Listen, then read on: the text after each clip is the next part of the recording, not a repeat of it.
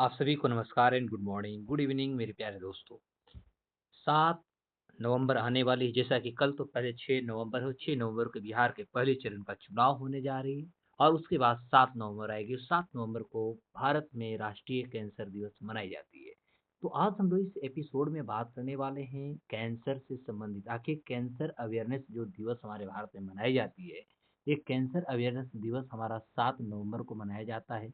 तो सबसे पहली बात होगा कि कैंसर अवेयरनेस दिवस 7 नवंबर को कब से शुरुआत होती है। दूसरा महत्वपूर्ण बात होता है कि कैंसर जागरूकता दिवस मनाने के उद्देश्य क्या है, दुनिया में कितने कैंसर के समस्याएं हैं या कैंसर से संबंधित क्या डेटा है, भारत में कहाँ कहाँ समस्याएं आ रही है, इसके लक्षण, इसके उपाय, इसके कारण, इसके साथ साथ हम लोग डिस्कस जो करने वाले करेंगे, इसमें देखेंगे कि भारत सरकार के द्वारा कैंसर को नियंत्रित करने के लिए, कैंसर को रोकने के लिए कि कौन-कौन सी कार्रवाई की गई है। ये सारी चीज़ों को आज हम लोग डिस्कस करेंगे, क्योंकि 7 नवंबर आने वाली है और कैंसर आपको पता है कि कैंसर अभी दुनिया में सबसे खतरनाक बीमारी के रूप में देखा जा रहा है। जहाँ पर रोज़मर्रा की स्थिति में लोग अपने खाने-पीने में जिस तरह से एक बदलाव हुआ है और इस बदलाव के कारण कहीं न कहीं एक नया बीमारी जो है, ये नई बीमारी का नाम आया है कैंसर, जो कि पुरुषों के साथ-साथ महिलाओं में सबसे ज़्यादा एक गंभीर स्थिति को बनते जा रही है। महिलाओं में जैसे स्तन कैंसर का आपने सुना होगा, ब्रेस्ट कैंसर, ये सबसे ज़्यादा खतरनाक हो रहा है। पुरुषों में यदि देखेंगे तो पुरुषों में खास तौर पे जबड़ा में कैंसर अधिक होते जा रहे हैं, गला के कैंसर होते जा रहे हैं। तो ये सारी चीज़ों को आज हम लोग डिस्कस करने जा रहे हैं दोस्तों। तो ये कैंसर दिवस की यदि बात करें तो सबसे पहले मैं आपको बता दूँ कि भारत में यदि देखा जाए तो भारत में प्रत्येक साल 7 नवंबर जो होती है, 7 नवंबर को हम कैंसर दिवस के रूप में मनाते हैं। यह एक जागरूकता अभियान होती है। कैंसर राष्ट्रीय कैंसर जागरूकता दिवस पहली बार 2014 में मनाई गई थी और इसका घोषणा उस समय के जो तत्कालीन हमारे स्वास्थ्य मंत्री थे, वो थे डॉक्टर हर्षवर्धन जी और इन्हीं के द्वारा केंद्रीय स्वास्थ्य मंत्री के द्वारा इसकी शुरुआत की गई थी। दूसरी महत्वपूर्ण बात होती है कि जो कैंसर जागरूकता दिवस होती है, इस तरह से हम 7 नवंबर को मनाने के पीछे भी बहुत सारे उद्देश्य हैं। जैसे यदि हम इसकी वजह की बात करें, इसको कारणों की बात करें, तो इसी दिन नोबेल पुरस्कार विजेता जो वैज्ञानिक थे मैडम क्यूरी, ये मैडम क्यूरी का जन्म भी जो हुआ था, ये 7 नवंबर को ही हुआ था। तो सबसे पहला तो कारण ये होती है। दूसरा, 7 नवंबर 1867 को पोलैंड के वारसा जो है, वारसा पैक्ट आपने एनसीईआरटी में पढ़ा होगा। तो पोलैंड के वारसा में जो था, वो वैज्ञानिक मैडम क्यूरी का जन्म हुआ था। और मैडम क्यूरी जो थे कैंसर से लड़ने में इन्होंने अहम योगदान दिया था और इन्हीं के नाम पर कह सकते हैं कि कैंसर दिवस भारत में मनाई जाती है। और उन्होंने और उनके पति जिनका नाम था पियरे क्यूरी ने, इन्होंने रेडियम और पोलोनियम की खोज इन्होंने किया था। दूसरी बात, मैडम क्यूरी के काम ने विकिरण आधारित जो कैंसर होती है उसका उपचार करना, जिसे आप रेडियोथेरेपी भी कहते हैं, इसका विकास में इनका एक महत्वपूर्ण योगदान माना जाता है। और यही कारण है कि भारत में 7 नवंबर को जो है जो कैंसर जागरूकता अभियान के रूप में मनाया जाता है, जागरूकता दिवस के रूप में मनाई जाती है। अब होता है कि कैंसर जागरूकता दिवस का क्या उद्देश्य है? तो कैंसर जागरूकता का उद्देश्य है कि लोगों को कैंसर के जो हमारा इनिशियल जो स्टेज होता है, उसके लक्षणों को जानना, उसको सिखाना, बताना और निःशुल्क इसके लिए जाँच शिविर के माध्यम से स्क्रीनिंग को भी इसको सरकार जो होती है बढ़ावा देती है, जो कि लोग इसको समझ सकें। तीसरी महत्वपूर्ण बात होता है कि कैंसर रोगियों के प्रति हमारी जो होती है सहानुभूति होती है, हम समर्थन भी करते हैं, जिससे कि इस वातावरण को ऐसा बनाया जाए कि जो कैंसर से पीड़ित हैं, उनको कभी न कहीं अकेलापन फ़ील ना हो, उन्हें भी लगे कि हम इस समाज का एक अंग हैं। तीसरी चौथी महत्वपूर्ण बात होता है कि कैंसर को कलंक नहीं आप कह सकते, बल्कि यह उपचार योग्य एक बीमारी के रूप में समझा जाना चाहिए और इससे किसी भी प्रकार हताहत होने की ज़रूरत नहीं है, क्योंकि इससे भी रोकथाम की ज़रूरत है, रोकथाम आ चुका है। अब कैंसर के प्रमुख यदि हम कारणों को सॉरी प्रकार की बात करें, तो सबसे पहला कार्सिनोमा एक कैंसर होता है। जो कार्सिनोमा होता है, ये खास तौर पे त्वचा यानी जो चमड़ा होता है, फेफड़ा, स्तन, कोलन और प्रोस्टेट आदि में ये देखने को मिलता है, जिसको नाम है कार्सिनोमा कैंसर, ठीक है। एक होता है सारकोमा। सारकोमा जो होती है आपको हड्डियां, मांसपेशियां और संयोजी जो ऊतक होते हैं, इसमें आपका सारकोमा कैंसर होता है। ल्यूकेमिया तो ये बहुत जनरल नाम है, जो रक्त बनाने वाले ऊतक में पाया जाता है। और लिम्फोमा भी एक नॉर्मल नाम आपने सुना ही होगा, जो कि आपका लिम्फेटिक जो सिस्टम होती है, प्रतिरक्षा प्रणाली, इसमें पाया जाता है। मेलानोमा की बात किया जाए तो त्वचा के रंग द्रव कोशिकाओं में मुख्य रूप से पाया जाता है। कैंसर के प्रमुख यदि हम कारण की बात करें तो सबसे पहला तो हमारा जीवन शैली से संबंधित कारण है और वह कारण है जैसे लोग धूम्रपान यदि ज़्यादा कर रहे हैं, तंबाकू, शराब, अस्वस्थ आहार, मोटापा और शारीरिक जो निष्क्रियता है, क्योंकि लोग शारीरिक काम करना बंद कर दिए हैं और हर लोग लग्जरियस जीवन जीने की बात करें, योगा व्यायाम लोग भूल गए हैं, सुबह में दौड़ना लोग भूल गए हैं। तो यह एक जीवन शैली में, और दूसरी बात कि पहले लोग ज़्यादातर जो थे वो नेचुरल भोजन लेते थे, शाकाहारी भोजन लेते थे। अब ज़्यादातर जनसंख्या जो है वो मांसाहारी हो चुकी है। तो ये सभी भी एक कारण है, जीवन शैली में खान पान के साथ साथ जीवन यापन में एक बदलाव हुई है, और इसके कारण कहेंगे कि कैंसर कहीं न कहीं बढ़ रहा है। तीसरी दूसरी बात, पर्यावरण को भी आप लेंगे, क्योंकि हमारा पर्यावरण बहुत ज़्यादा प्रदूषित होते जा रहा है, विकिरण और रसायन और जैसे विषैले जो पदार्थ हैं कहीं न कहीं हमारे पर्यावरण में बहुत तेज़ी से बढ़ रहे हैं, और ये भी एक कारण बन सकते हैं। जैविक दृष्टि से देखा जाए तो एचपीवी यानी वायरस, हेपेटाइटिस बी, सी, ये सब जो है बैक्टीरिया जेनेटिक उत्परिवर्तन के कारण भी बढ़ रहा है। आनुवंशिकता देखा जाए तो परिवार में कैंसर का यदि किसी का इतिहास है, तो उनके यहाँ ऐसा होने की संभावना अधिक होती है। अब होता है कि यदि हम बात करते हैं इसके लक्षण का, तो अचानक आपका वज़न यदि घटने लगता है, तो एक एक कैंसर का कारण हो सकता है।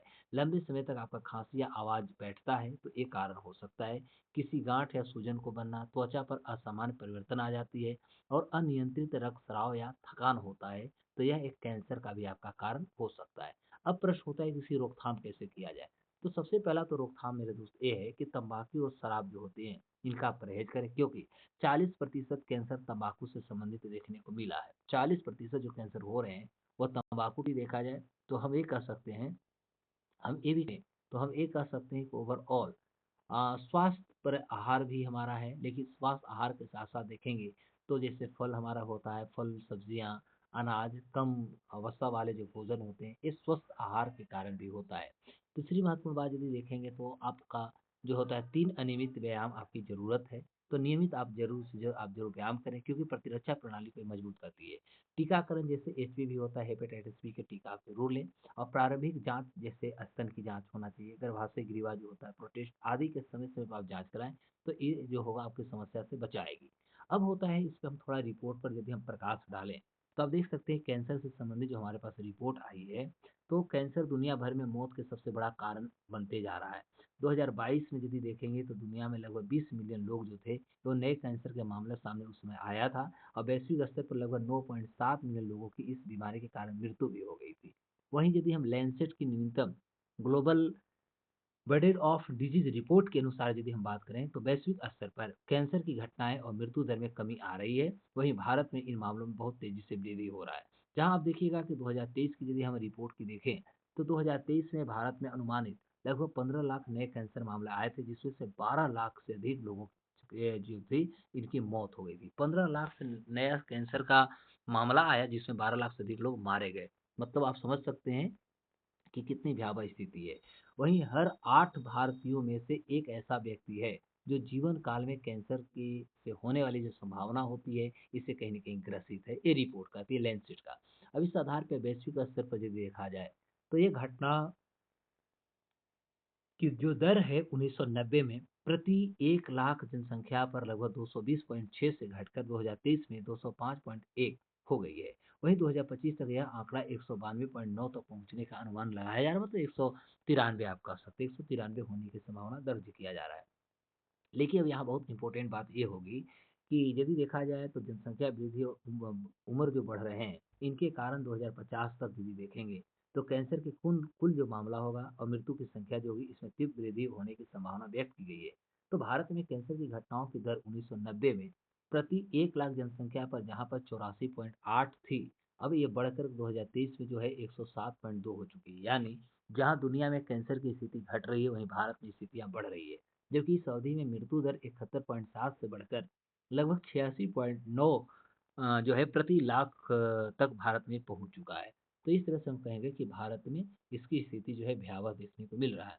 वैश्विक स्तर पर यदि देखा जाए तो लगभग 42% कैंसर जो है वो मृत्यु, शराब, अस्वस्थ जो हमारा आहार खाना होता है, संक्रमण जैसे जो परिवर्तनीय जो जोखिम है, इनके कारणों से जुड़ा हुआ है। तो भारत में इन कारकों से संबंधित मृत्यु की जो हिस्सेदारी है, लगभग 70% है। सोचने वाली लगभग 70% है।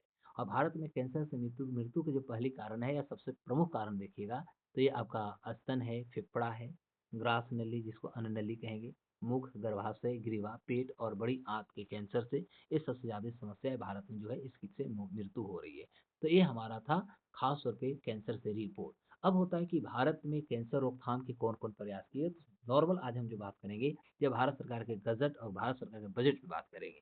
तो यदि हम 2025-26 के यदि बजट की बात करें, तो इसमें कैंसर देखभाल की प्राथमिकता पर बल दी गई है। हर जिला में कैंसर जो होगा रोकथाम संस्थान खोलने की बात हुआ है। तो स्वास्थ्य एवं परिवार कल्याण मंत्रालय जो है, इन्होंने लगभग 99,858.56 करोड़ रुपया जो है आवंटित राशि की है। जिसमें से लगभग 95,957.87 करोड़ जो होगा स्वास्थ्य एवं परिवार कल्याण विभाग को दिया गया है। और वहीं 3900 यानी 3,900 पॉइंट 69 करोड़ रुपया जो है स्वास्थ्य अनुसंधान विभाग के लिए निर्धारित की गई है। यानी स्वास्थ्य क्षेत्र में जो होगा इसे रिसर्च करने के लिए दिया गया है। अब होता है कि यदि हम केंद्रीय बजट 2025-26 की बात करें, तो 2025-26 का जो केंद्रीय बजट है, इसमें कई प्रमुख जो हमारे पहल हैं, इनके माध्यम से कैंसर देखभाल को बढ़ाने के लिए भारत सरकार कहीं न कहीं अपनी प्रतिबद्धता को दिखाती है। और इसी को लेकर डे केयर कैंसर सेंटर जो है, ये भारत में खोले जा रहे हैं। तो डे केयर कैंसर जो सेंटर है, ये सरकार की योजना अगले 3 सालों में देखा जाए, तो लगभग सभी जिलों के अस्पताल जितने भी होते हैं, जिला जितने हैं सभी जिले के अस्पतालों में डे केयर सेंटर स्थापित करने की बात की गई है। वहीं 2025-26 तक लगभग 200 सेंटर स्थापित करने का सरकार का लक्ष्य रखा गया है, जिसका नाम है day care centre cancer centre, और हर जिला में होगी। और समग्र कैंसर नियंत्रण भी है, यह एक नीति संचालित दृष्टिकोण भी है। तो इसके माध्यम से भी सरकार चाहती है कि जितना जल्द हो सके भारत में कैंसर पर रोकथाम किया जा सके। तो ये हमारा आज का जो रिपोर्ट था, ये कैंसर से था। क्योंकि 7 नवंबर आने वाली है, कल के बाद 7 नवंबर हमारी हो जाएगी, और 7 नवंबर को हम मनाएंगे कैंसर दिवस। ध्यान देंगे, तो ये जो 7 नवंबर आपका होगा, इस दिन भारत मनाएगी कैंसर जागरूकता दिवस।